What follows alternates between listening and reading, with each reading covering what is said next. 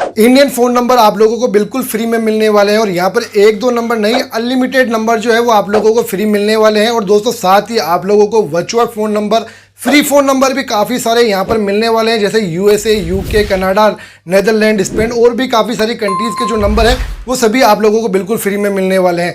कहाँ से आप लोगों को इन नंबर को लेना है, कैसे यूज़ करना है, वो सारी सब कुछ मैं आप लोगों को इस वीडियो में डिटेल में बताने वाला हूं। तो वीडियो को आप लोग आखिर तक देख लेना अच्छे से समझने के लिए। ये वीडियो अगर आपको अच्छा लगे तो प्लीज़ वीडियो को लाइक कर देना और अपने दोस्तों के साथ में शेयर कर देना। चलिए दोस्तों करते हैं वीडियो को शुरू।